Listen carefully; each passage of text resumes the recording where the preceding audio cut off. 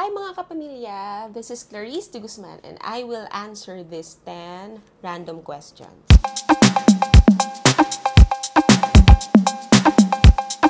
Number 1, kailan mo naramdaman na pinaka-proud ka?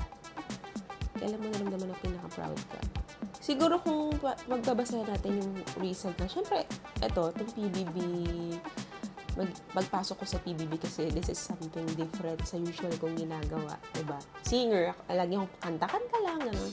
Eto, ibang challenge. So, ayun. Anong pagkain ang kakainin mo araw-araw kung kaya mo? Kung kaya ko, syempre, dun tayo sa steak. Ano ang pinakahalagahan mo sa pagkakaibigan? Syempre, yung trust. Pag kayo magkakaibigan, di ba? Kaya nga kaibigan, di ba? Ito yung mga taong talagang pinagkakatiwalaan mo at may mga bagay kang sinasabi na komportable kang aminin sa kanila at alam mo, secret lang yun. Sino ang nakakatawang tao na kilala mo? Sino nakakatawang tao? Ang dami! Sino yung mga kaibigan kong Becky? Sobrang pagkasama ko sila, hindi ko mabila kung ilan sila. Pagkasama ko sila, walang humpay na tawanan kahit anong sabihin nila. Kung walang halaga ang pera, ano ang bibilihin mo?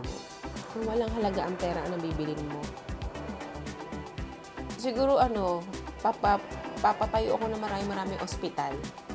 Anong pangyayari ang may malaking epekto sa iyong buhay? Siyempre yung recently lang yung nangyari sa father ko. Yung iniwan niya kami dito sa mundo. Ayun. So far, yun pa yung hindi ko makakalimutan yung experience ko. And yung experience yung buong journey ng may sakit sila, di pareho. So, anong paborito mong kanta? Ito ang hirap na tanong. Ngayon siguro, mahilig kasi ako sa old song, For So Long ni Andy Gibbs. Kung maaari ka lamang magkaroon ng 3 bagay sa iyong bucket list ng buhay, anong mga ito? Number 1, siguro makapag hot air balloon sa Turkey. Tapos, matutong mag-swimming. Matutong lumangoy. Hindi talaga ako marunong lumangoy. At makanood ng concert ni Beyonce.